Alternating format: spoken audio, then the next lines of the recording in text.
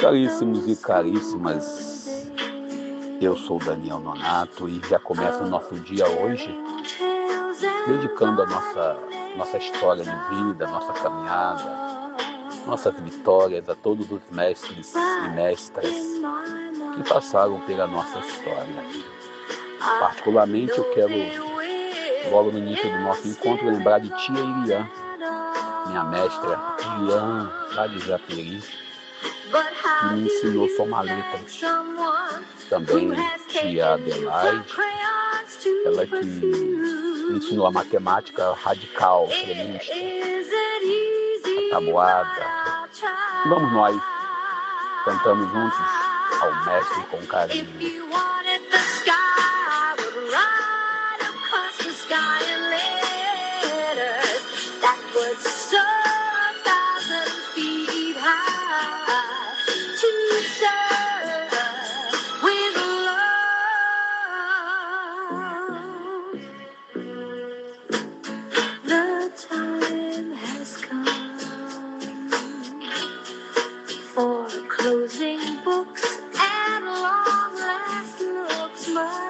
Caríssimos e caríssimas, vamos falar do Evangelho de hoje.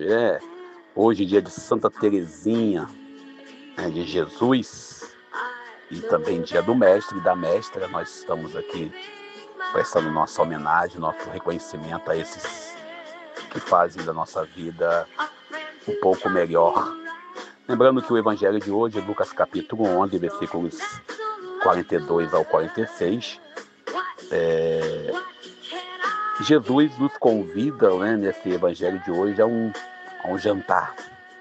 E hoje, tendo um dia especial, dia de Santa Teresinha de Jesus, carmelita, mística e grande mestra na oração, também doutora da Igreja, que nos ensinou que a vida espiritual é caminho de intimidade com Deus, mas também de compromisso com o amor e a transformação do coração. Que seu exemplo de coragem e profundidade nos inspire a buscar uma fé viva, autêntica e cheia de compaixão. Dia dos professores e professoras, uma homenagem àqueles e àquelas que dedicam suas vidas e nos ajudam a sermos melhores em nossas histórias.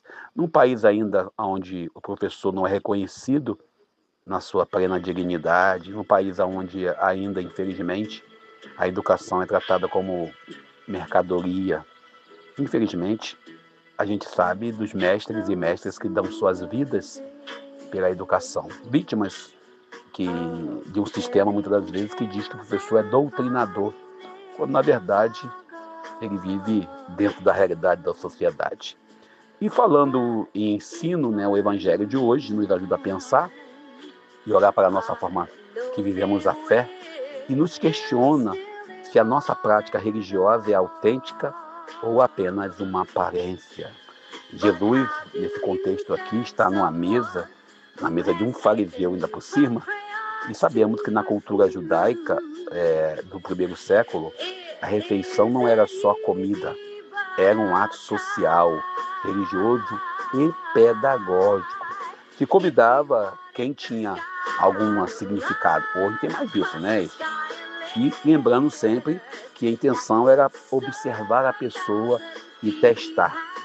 Jesus foi colocado à prova, mas Jesus não vem para elogiar formalidades.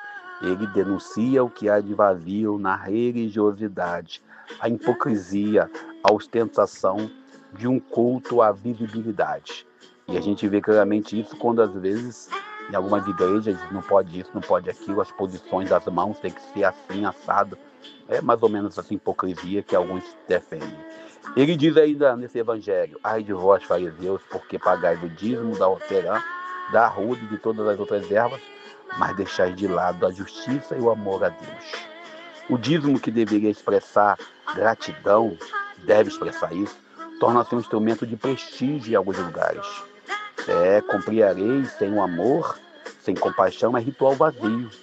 Lembrando lá em Mateus 23, que ecoa muito forte. É essencial a justiça, a misericórdia, a fidelidade, não apenas a observância mecânica de uma lei dura e pura. Paulo também nos lembra disso. E também Tiago, capítulo 2, versículo 26. A fé sem as obras é morta. Jesus, no Evangelho de hoje, ele faz um ai de vós fariseus, porque gostar de primeiros assentos nas sinagogas e das saudações em praças públicas. Aqui Jesus denuncia o culto à visibilidade, líderes religiosos, padres e pastores que buscam prestígio e esquecem o essencial. Servir é caminhar junto do povo. O Papa Francisco nos alertava sobre isso, o tal do clericalismo que alguns ainda teimam em pedir para ser.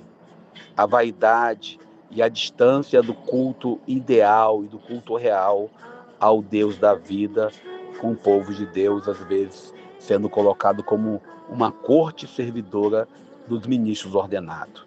Jesus continua com o terceiro ai de vós, porque sois como um túmulo que não se vê, sobre os quais os homens andam sem saber.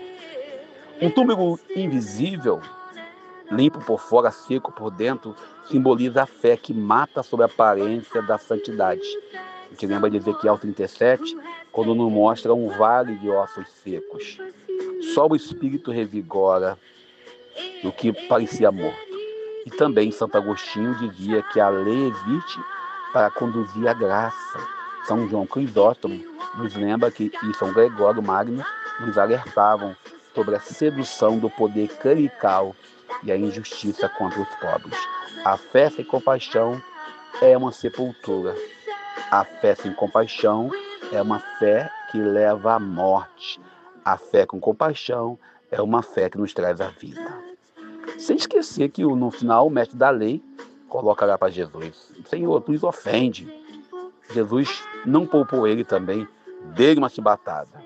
Eu lembrava hoje, pela madrugada com um companheiro, dizendo: olha, às vezes, se Jesus voltasse hoje, ia faltar chicote.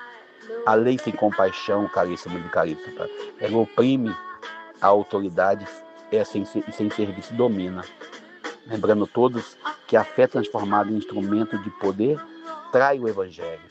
O verdadeiro mistério e o ministério nos leva a ajudar o povo, a aliviar o peso, a caminhar com o povo, a compartilhar responsabilidades. O Evangelho de hoje nos mostra que a salvação não está na aparência ou na observância mecânica, mas na mudança do coração.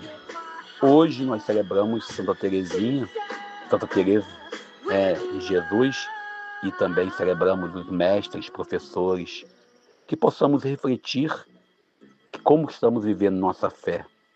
A nossa fé é uma fé visível nos cuidados com os outros, é uma fé ritualista, preocupado quantas velas se coloca no altar, na celebração da palavra ou na celebração da missa, preocupado se a estola está na cor certa ou na cor errada, preocupado se a túnica ela tem esse ou aquele corte.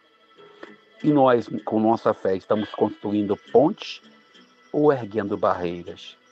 Lembrando sempre que a nossa fé ela tem que ser um espelho que reflete não a nossa vontade, não o nosso desejo, não o nosso ego, mas a verdadeira imagem, que é a verdadeira imagem de Jesus de Nazaré.